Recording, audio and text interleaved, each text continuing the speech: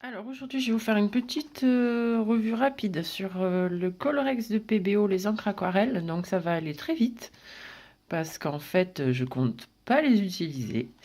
J'ai commandé ça il y a pas longtemps. Elles étaient en super promo. Je les ai eu pour, je sais plus, 16 euros, je crois, un truc comme ça.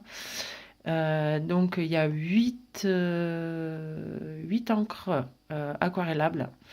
euh, de 20 millilitres. Et en fait, on se rend pas bien compte, mais 20 millilitres, c'est vraiment très petit. Alors, je vais essayer de vous ouvrir ça avec une main, parce que j'ai pas mon assistant. Bon. Alors déjà, les pipettes, bah ok, c'est super cool, mais en fait, moi, j'utilise pas ça du tout. Et on va prendre un petit pot, juste pour voir.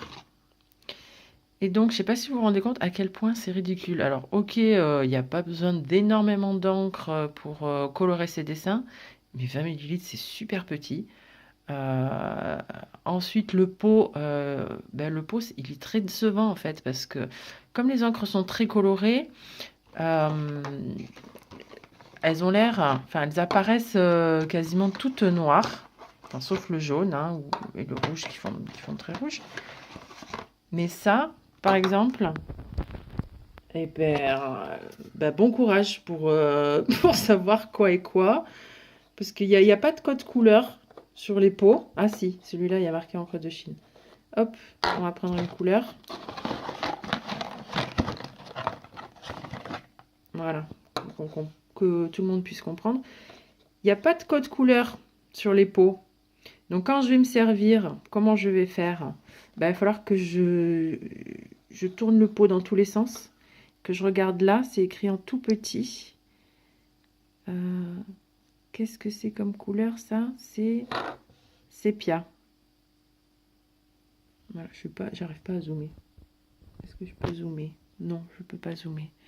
Bon, celui-là, c'est écrit ici en tout petit sépia.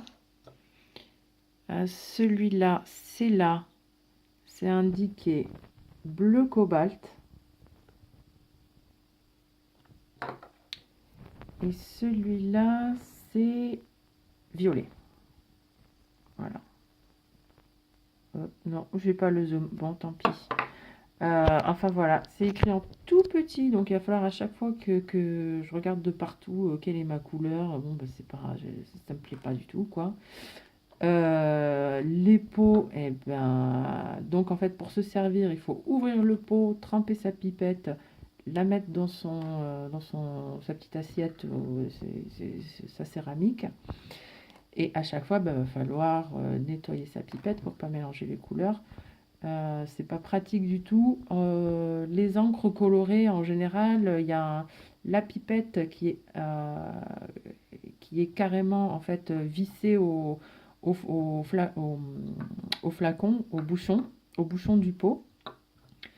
Donc, pas besoin de manipuler ces machins-là. C'est carrément solidaire du flacon, donc on ouvre et puis on se sert. Et du coup, bah, pas besoin de les rincer à chaque fois, ce qui peut être très pénible quand on fait un dessin avec beaucoup de couleurs. Euh, donc voilà, déjà au niveau du conditionnement et de l'utilisation, c'est pas terrible. Euh, et après, le gros souci que j'ai donc avec ces encres que j'ai commandées parce que bah, elles étaient vraiment pas chères et voilà quoi, et puis j'en avais besoin pour un projet que j'ai. Bah, c'est qu'après, bah, en fait, j'ai commandé ça un peu trop rapidement et je me suis renseignée un petit peu partout. Et en fait, bah, c'est des encres qui ne résistent tellement pas au temps, à l'exposition au soleil et aux UV, en fait, que c'est marqué sur. C'est carrément marqué sur le paquet. Euh, c'est indiqué là. Solidité à la lumière limitée. Et en fait, bon, limité, on peut se dire, oui, bon, ok, je vais pas produire des grandes œuvres d'art, je vais pas exposer au MoMA, donc bon, si ça dure 2-3 ans, c'est déjà bien. Et en fait, pas du tout. J'ai vu des témoignages un petit peu partout d'artistes qui disaient qu'en fait, au bout de 1 an, même pas, euh, il y avait plus de colorant sur la feuille, donc plus de couleur du tout. Donc moi je trouve qu'1 an c'est quand même très léger, surtout que le type là que j'ai vu expliquait que sa feuille était quand même protégée dans un porte-document et qu'1 an après il a ressorti, il n'y avait plus de couleur. Donc c'est quand même assez gênant. Euh, Pas que je veuille faire des œuvres